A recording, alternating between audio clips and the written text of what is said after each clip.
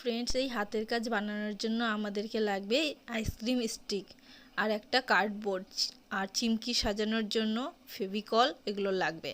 আমি আইসক্রিম স্টিকগুলো ছোটো ছোটো টুকরো করে কেটে নিয়েছি। তারপর এটা মাছের আকারে কেটে নিয়েছি। আপনি যে কোনো সাইজের কাটতে পারবেন, নিজেই পারবেন। তারপরে আমি এটাকে আঠার জন্য লাগানোর জন্য আমি এই বন্দুকটা ব্যবহার করেছি। আপনারা চাইলে ফেভিকুল আঠাটা ব্যবহার করতে পারবেন। তারপরে একের উপরে একে লাগিয়ে লাগিয়ে লাগিয়ে লাগিয়ে উল্টা পাশে দিলে আঁশের মতো লাগে। উল্টা পাশে দিয়ে দিয়ে আমরা এক সমানের কেটে রেখেছি। সবগুলোকে একটা একটা করে পিস পিস করে সাজিয়ে দেবো, পুরো আঁশের মতো হয়ে যাবে দেখতে।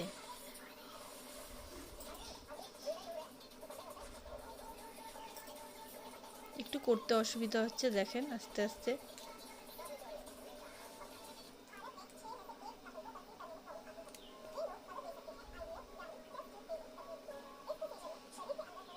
একটা এটাতে কালার করেও আপনি লাগাতে পারেন। আমি কালার করি না, আমি ডাইরেক্ট লাগিয়ে উপর থেকে একটু শেডিং করে দিব।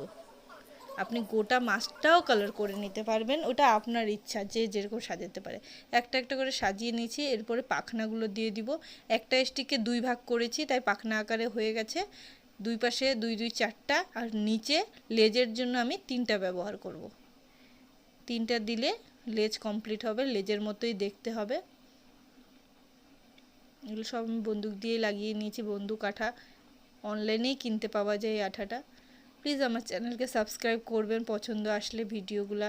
আপনারা সাপোর্ট করলে আরও এগোতে পারবো।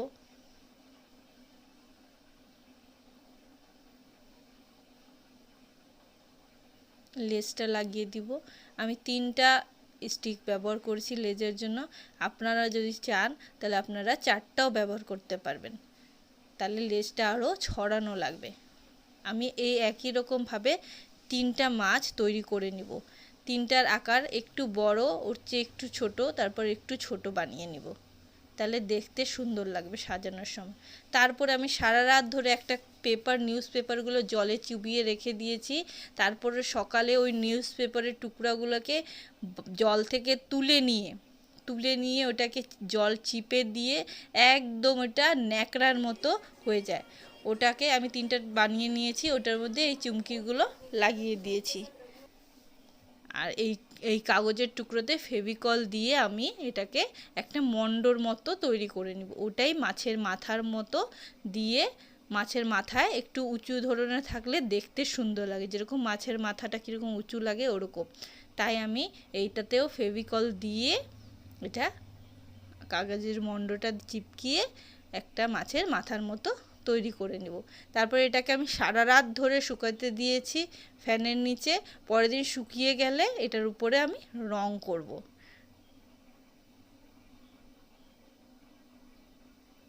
শুকনো হয়ে গেছে, আমি এটার মধ্যে গোল্ডেন কালার করে দিয়েছি।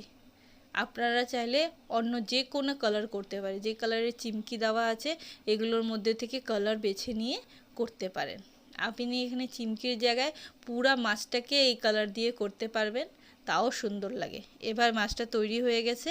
এটাতে আমি একটা হাতের চুলে যে বাঁধে রিবনগুলো, ওগুলো দিয়ে একটা টাঙানোর মতো সিস্টেম করে নিয়েছি। 3টা মাছ পরপর লাগিয়ে আমি ওই বন্দুক আঠা দিয়ে এটা চিপকিয়ে নিব। আর এই রিবনের উপরেও ছোট ছোট চিমকি বসিয়ে দেবো, যাতে দেখতে সুন্দর লাগে। তৈরি করে আপনাদেরকে দেখাচ্ছি গোটা। দেখেন, বলবেন কেমন হয়েছে আমার এই মাছটা। এভাবে করে আমি লাগিয়ে দেবো চিমকিগুলা। এভাবে করে ওই মাছগুলোতেও আঠাটা এভাবেই দিয়ে দিছি। খুব সুন্দর লাগানো হয়েছে, কোনো অসুবিধা হয় না। এবার মাছের মাথাটার মধ্যে চোখ আঁকিয়ে নিব। তার জন্য আমি হোয়াইট ফেব্রিক অল্প ছিল, গোল করে উপর সাইডে দিয়ে দিয়েছি। আর তারপরে ব্ল্যাক কালারের স্কেচ পেন দিয়ে আমি মুখের এই চোখটাকে গোল করে নিব। আর মাঝখানে একটা ছোট্ট বিন্দুর মতো দিব। আর মুখের এখানে সোজা লম্বা 1-এর মতো একটা দাগ দিয়ে দিব, যাতে দেখা যায় এটা মুখ। দেখেন তৈরি করে আমি আপনাদেরকে দেখাচ্ছি। এটা স্কেচ পেন দিয়ে করে, আপনার ইচ্ছা হলে ফেব্রিক কিনবেন, ওই কালারের ব্ল্যাক কালারের দিয়ে করলেও, আমার কাছে ছিল না তাই আমি এই স্কেচ পেন ব্যবহার করছি। দেখেন এটা দিয়েও চোখটা সুন্দর হয়েছে, লাগিয়ে দেখাচ্ছি। Please subscribe. Okay, by.